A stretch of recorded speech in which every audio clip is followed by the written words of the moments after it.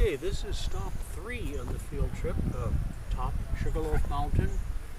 And I believe we are in Frederick County actually now. We crossed the county line somewhere down there. This particular rock right here is Sugarloaf Mountain quartzite, just same as the rock you're sitting on there. And I mentioned ripple marks in my lecture on sedimentary rocks. Now there are two types of ripple marks. One of them is wave ripples and one of them is current ripples. The wave ripples look basically like this, and the current ripples look like this, with a gentle slope on one side and then a steep slope on the other. These are current ripples right here. This was deposited in flowing water. The rock itself is almost pure quartz. It's a quartz sandstone, lightly metamorphosed, low-grade metamorphism. The only way we can really tell the grade of metamorphism, though, is by looking at other rocks, because with quartz, not that much happens to it. There is a little bit of effect of metamorphism that we're going to see just a little bit way up the path there, but not much. The fact that it's almost pure quartz says that this has been reworked and reworked many times. This has undergone an awful lot of transportation and weathering, so that the only mineral left in this is quartz. Minerals such as garnet and zircon and diamond also would remain, but there are very few of those minerals to start with. They're fairly uncommon minerals. Of the common rock-forming minerals, quartz is the only one that has this much resistance. And so that the fact that this rock is almost pure quartz says that it's undergone an awful lot of weathering and transportation. And that there isn't anything, there was no mountain building or anything going on nearby, because if there's anything geologically really interesting that's happening nearby at the time this rock is being deposited, that's going to provide more material for erosion nearby, and you're going to get the less stable minerals being deposited in the sandstone. So the fact that this is almost a pure quartz sandstone says that geologically this area was very, very quiet at the time. The age of the rock, well, this rock is continuous with the rock that we saw at our last stop. You can work out the strike and dip of the rocks here, and when you do, you find out that Sugarloaf Mountain is actually an overturned anticline. That is, it's shaped like this. It's an upfold that's leaning towards the northwest. And as you go westward or northwestward, you're going from the younger rocks here to the inside of the anticline where the older rocks are present. So in this rock, compared to the other one, we see what's happening is we've got a shoreline here. This might have been a sandy quartz sand beach, and that the ocean was rising or the land was sinking, and that later on you actually got marine rocks, limestones, laid down on top of it.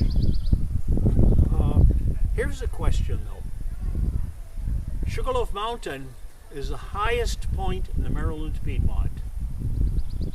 There's higher stuff off to the west, but that's in the Blue Ridge and in the Ridge and Valley. In the Piedmont, this is the highest point. There are similar high points like this all up and down the Appalachians. Kings Mountain in North Carolina. There's another mountain in South Carolina, same way on the Piedmont. Also, almost pure quartz rock like this. Why is this mountain here at all?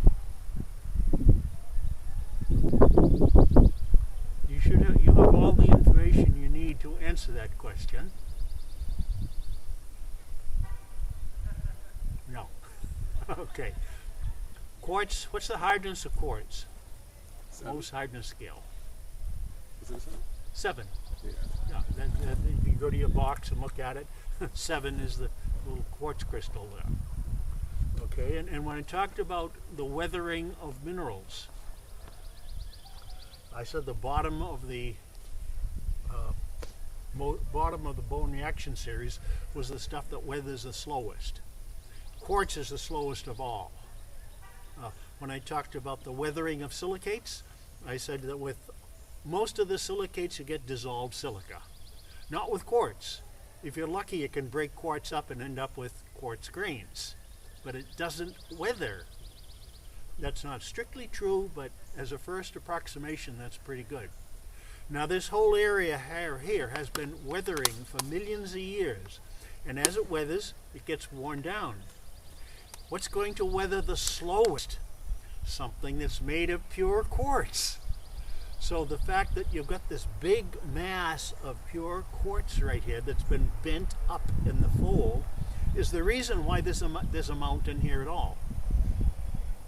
Now, as to the name Sugarloaf, back in say the 17 or 1800s, often sugar was sold in the form of loaves, shaped something like loaves of bread. And they're hard, and they're pure white, and actually they look just like this mountain. So Sugarloaf Mountain got its name because it looked like a giant loaf of sugar. Anyway, let's go up just a little bit farther. Okay, these layers here, the layering that you see here, actually is the bedding in the rock. That have very, very, very thick beds here. And in a hand specimen, you know, if you've got a piece of rock this big, you couldn't even see the bedding at all. The bedding would be invisible to you. But here you can see that the bedding is over a foot thick.